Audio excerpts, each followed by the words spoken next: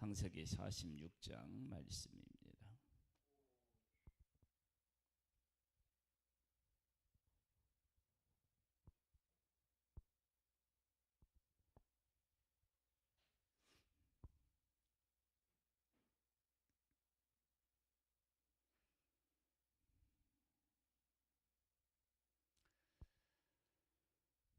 하나님께서 하시는 일은 우리가 다 헤아리기가 참 어려운데요.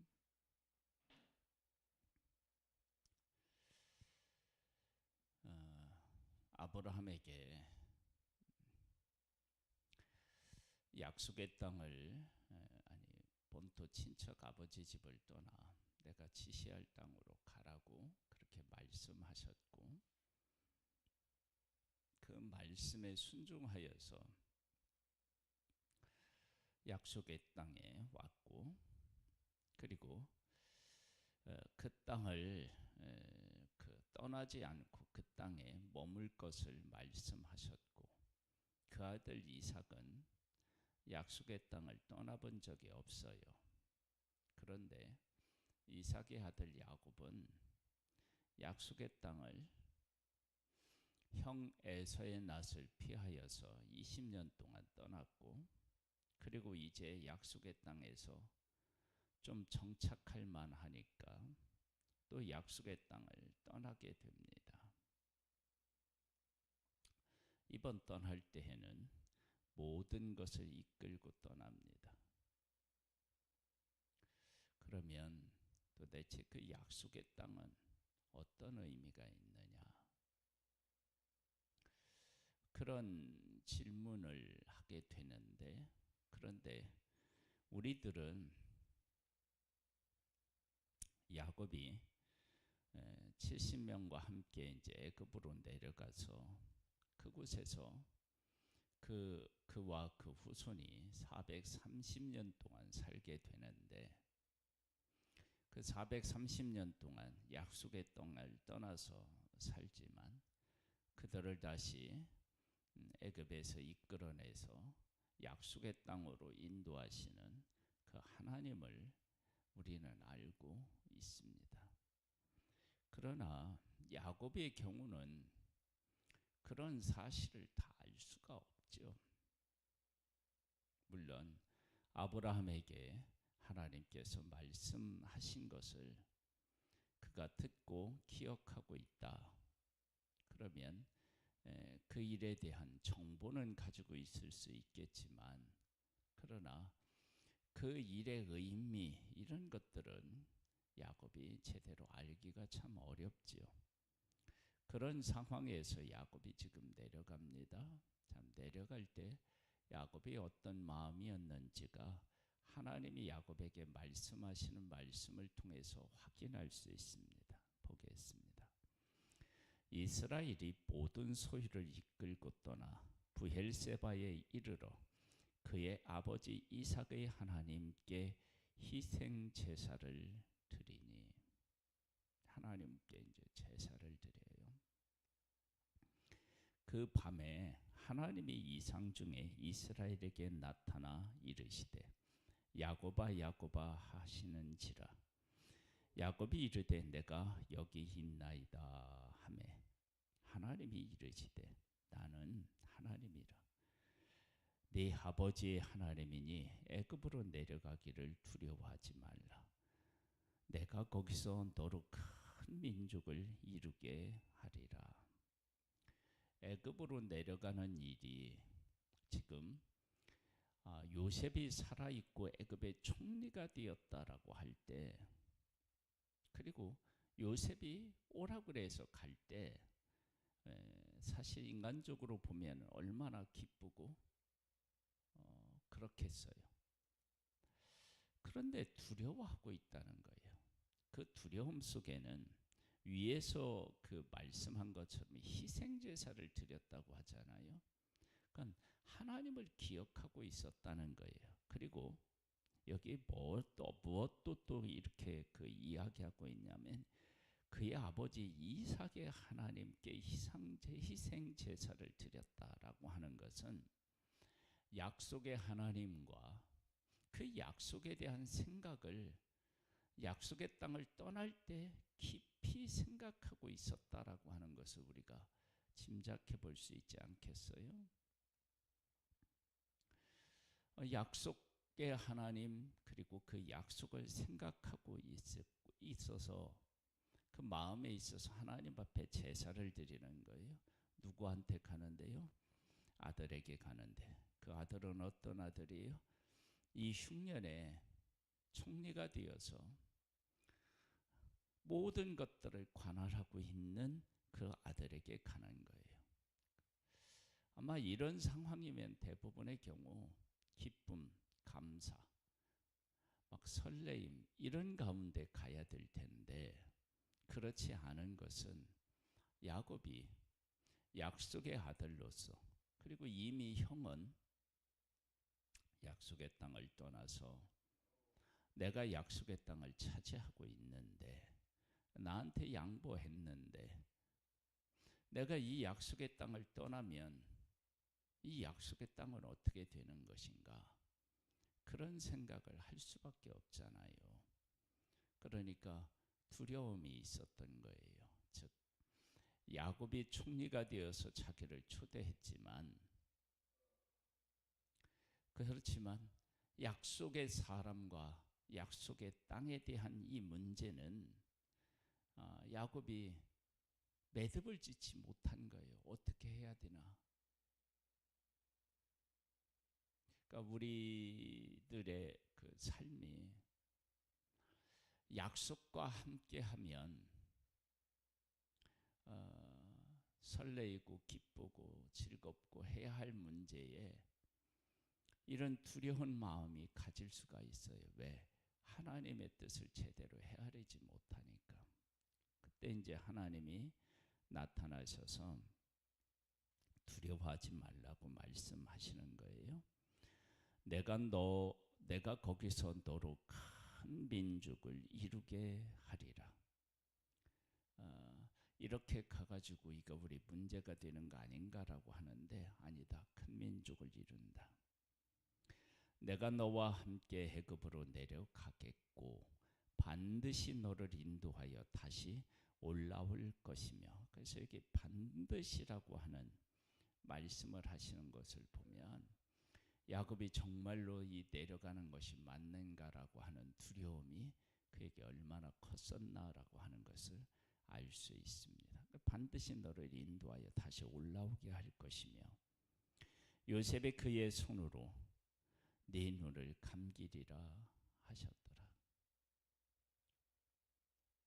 하나님께서 요셉과 함께 있고 요셉이 야곱을 잘 이렇게 봉양할 것도 이렇게 말씀하셨습니다. 그래서 하나님이 말씀하신 것을 통해서 야곱의 상태를 알 수 있다고요. 그러면 그렇게 하나님이 계획하시고 이끄시는 거예요. 그런데 이 약속의 사람 야곱은 그러한 하나님의 계획과 뜻을 사실은 다 모르죠. 그러나 이런 계획은 이미 아브라함 때에 하나님께서 아브라함에게 말씀하셨죠. 내 후손이 이방에 개게 되어 400년 동안 있다가 다시 이 땅으로 올 것이라고 말씀하셨습니다. 이제 그 일이 지금 이루어지고 있는 거예요. 하나님은 온 인류를 만드시고 그리고 지키시고 이끌고 계셔요. 역사의 주관자라고 말씀하시죠. 우리가 이제 이야기하잖아요. 고백하잖아요. 그 역사의 주관자이신 하나님께서 지금 일하시는 거예요. 어떻게 일하시느냐? 아브라함을 부를 때 모든 민족이 너로 말미암아 복을 받을 것이니라라고 하는 거예요. 그래서 약속의 땅에서 아브라함과 이삭이 그곳에서 살면서 하나님이 어떤 하나님이신지를 사람들에게 보여주고 그리고 이젠 애굽으로 내려가는데 애굽에 요셉을 먼저 보내서 하나님이 어떤 하나님이신지를 사람들로 하여금 보여주고 야곱이 내려가서 그곳에서 고센 땅이라고 하는 한 지역에서 살게 되는데 그곳에서 번성하여서 장정만 60만이 되어서 다시 약속의 땅으로 돌아오게 됩니다. 이런 과정에서 하나님께서는 하나님이 어떤 하나님이신지를 다 지금 드러내 보여주고 있어요. 약속의 땅에서 그렇고요. 그리고 위삼촌 라반이 있었던 밧담 아람으로 가서 그곳에서 또 하나님 보여주었죠. 그리고 나서 이젠 애굽으로 가서 애굽에서 하나님이 어떤 하나님이신지를 많은 민족에게 하나님이 또 보여주시는 모습을 보게 됩니다. 한번 보겠습니다. 야곱이 브엘세바에서 떠날새 이스라엘 아들들이 바로가 그를 태우려고 보낸 수레에 자기들의 아버지 야곱과 자기들의 처자들을 태우고 그들의 가축과 가나안 땅에서 얻은 재물을 이끌었으며 야곱과 그의 자손들이 다 함께 애굽으로 갔더라. 이와 같이 야곱이 그의 아들들과 손자들과 딸들과 손녀들 곧 그의 모든 자손을 데리고 애굽으로 갔더라. 이제 가는 것입니다. 그러니까 약속의 땅에는 한 사람도 남지 않습니다. 그러면 이 약속의 땅에 대한 것을 누가 지고 계시느냐? 사람이 아니고 하나님이 지고 계시는 거예요. 그 약속을. 약속의 땅에는 약속에 받은 사람이 한 사람도 없는 것입니다. 그럼 그 약속의 땅에 대한 것을 누가 약속하셨느냐? 하나님이 약속하시고 그 약속의 땅에 대한 것들을 책임지시는 분은 누구시느냐? 하나님이신 것입니다. 8절로부터 보면은요. 애굽으로 내려간 이스라엘 가족의 이름은 이러하니라. 야곱과 그의 아들들 곧 야곱의 맏아들 루벤의 아들 하녹과 발로와 헤스론과 갈미요. 시몬의 아들은 여무헬과 야민과 호핫과 야긴과 스할과 가나안 여인의 아들 사훌이요. 레이의 아들은 게르솜과 그앗과 무라리요. 유다의 아들 곧 엘과 호난과 셀라와 베레스와 세라니. 엘과 호난은 가나안 땅에서 죽었고 베레스의 아들은 헤스론과 하물이요. 이사가의 아들은 둘라와 부하와 욥과 시므론이요. 스불론의 아들은 세렛과 헬론과 얄르헬이니 이들은 레아가 밧담 아람에서 야곱에게 난 자손들이라. 그 딸 디나를 합하여 남자와 여자가 33명이며 가스의 아들은 시몬과 학기와 순이와 에스본과 에리와 아로디와 아헬리요. 아셀의 아들은 임나와 이스화와 이스위와 브리아와 그들의 누히 세라며 또 브리아의 아들은 헤벨과 말게리니 이들은 라반이 그의 딸 레아에게 준 실바가 야곱에게 낳은 자손들이니 모두 16명이라. 야곱이 하나의 라헬의 아들 곧 요셉과 베냐민이요. 애굽 땅에서 온의 제사장 보디베라의 딸 아스낙이 요셉에게 낳은 므낫세와 에브라임이요. 베냐민의 아들 곧 벨라와 베겔과 아스벨과 게라와 나아만과 에히와 로스와 무빔과 훈빔과 야루시니 이들은 라헬이 야곱에게 낳은 자손들이니 모두 14명이요. 단의 아들은 후심이요. 납다의 아들 곧 야스헬과 구니와 예셀과 시렘이라. 이들은 라반이 그의 딸 라헬에게 준 비라가 야곱에게 낳은 아들들이니 모두 7명이라. 야곱과 함께 애굽에 들어간 자는 야곱의 며느리들 외에 66면이니 이는 다 야곱의 몸에서 태어난 자이며 애굽에서 요셉이 낳은 아들은 2명이니 야곱의 집 사람으로 애굽에 이른 자가 모두 70명이었더라. 이들의 이름을 이렇게 다 기록해 놓은 것은 하나님께서 한 명 한 명을 다 기억하고 책임지고 하나님께서 다시 올라오게 하시겠다라고 하는 하나님의 그 일하심에 대한 약속이 이곳에 들어 있습니다. 하나님이 계시고요. 하나님이 하신 약속이 있고요. 하나님의 사람이 있습니다. 하나님은 모든 것들을 계획하시고 모든 것들을 그분의 뜻대로 이루시는 그런 분이십니다. 약속의 땅에 있는데요. 그 약속의 땅은 하나님께서 약속하셨기 때문에 약속의 땅이 되는 것입니다. 그래서 그 땅에 약속의 사람이 한 사람이 없어도 그 약속은 영원하고 그 약속의 땅에 대한 모든 책임을 또 누가 지시느냐? 하나님이 지십니다. 그리고 약속을 받은 하나님의 사람은 약속의 땅을 떠나도 하나님과 함께 하면 그 약속의 사람은 약속과 함께 하는 것입니다.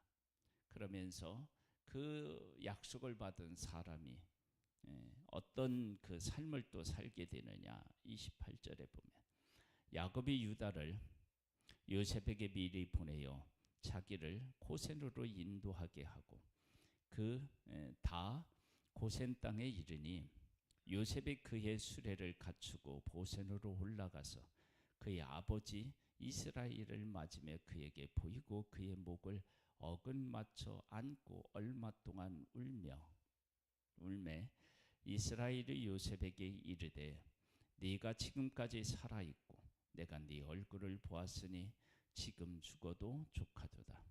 요셉이 이르되 형들과 아버지의 가족에게 이르되 내가 올라가서 바로에게 하리어 이르기를 가나안 땅에 있던 내 형들과 내 아버지의 가족이 내게로 왔는데 그들은 목자들이라 목축하는 사람들이므로 그들의 양과 소와 모든 소유를 이끌어 왔나이다 하리니 바로가 당신들을 불러서 너희의 직업이 무엇이냐 묻거든 당신들은 이르기를 주의 종들은 어렸을 때부터 지금까지 목축하는 자이들이온데 우리와 우리 선조가 다 그러하니이다 하소서. 애굽 사람은 다 목축을 가증히 여기나니 당신들이 고센 땅에 살게 되리이다. 그래서 고센 땅에서 살게 되고요. 가축을 치는 사람을 가증히 여겨서 이들과 뭣도 하나냐면 식사도 하지 않습니다. 이러고 보면은 하나님께서는 이미 애굽에 있는 사람들의 생각, 문화 이런 것까지도 다 하나님께서 미리 세팅해 놓으셨다라고 볼 수밖에 없습니다. 이렇게 해서 애굽에 내려갔지만 애굽 사람들하고 섞이지 아니하고 하나님의 백성들끼리 살면서 그들만의 문화를 가지고 살아갈 수 있도록 하나님이 하신 것을 볼 수 있습니다. 그래서 이들이 애굽의 문화들을 배우고 애굽 사람처럼 된다 그런 일들이 일어난다 그러면 이것은 하나님께서 그들을 고센 땅에서 살도록 하신 그것들을 어기고 그리고 애굽 사람들을 부러워해서 생기는 일이지 하나님께서 주신 그런 어떤 은혜 가운데서 살기만 하면 이들은 애굽에 속해 있지만 애굽에 속해 있지 않은 사람으로 살아갈 수 있도록 하나님이 하셨습니다. 그리고 이제 이러한 일들이 있고 난 후에 나중에 이제 우리가 아는 것처럼 이들을 종으로 삼잖아요. 그러면 종으로 삼아도 종이기 때문에 애굽 사람들하고 이스라엘 사람들이 섞이지도 않는 것입니다. 그렇게 하나님께서 하나님의 백성들을 보호하셨습니다. 하나님이 계시고요. 하나님이 하신 약속이 있고요. 약속을 위해서 부른 사람이 있습니다. 하나님의 사람들은 하나님의 약속을 다 이해할 수 없을 수 있습니다. 약속의 땅에 약속의 사람이 한 사람도 없을 수 있습니다. 그러나 약속하신 하나님이 계시고 그 하나님이 역사의 주관자이시며 그 역사의 주관자라고 하시는 것을 우리가 알 수 있는 것은 그리고 그런 하나님이 하실 일을 깨달아 한 요셉이 있는데 그가 하나님의 백성을 고센 땅에 살게 하고 고센 땅에서 가축을 기르면서 살아서 가축을 기르는 거예요. 그래서 애굽 사람들이 그 가증히 여기는 가축을 기르고 그래서 서로 섞이지 아니하고 살아가는 거예요. 그래서 하나님의 백성들이 애굽과 섞였다 그러는 것은 하나님께서 그들에게 베풀어 주신 특별한 은혜를 깨달아 알지 못하고 그 의미를 깨달아 알지 못했기 때문에 애굽화되는 것이에요. 그래서 애굽화되는 일들을 종 노예로 노예가 되었을 때도 동일하게 적용이 됩니다. 왜냐? 주인하고 종하고 섞일 리가 없죠. 그러니까 하나님께서 하나님의 백성들을 이처럼 보호하셨는데 근데 나중에 보면 이들이 얼마나 애굽화되었는지를 알 수 있습니다.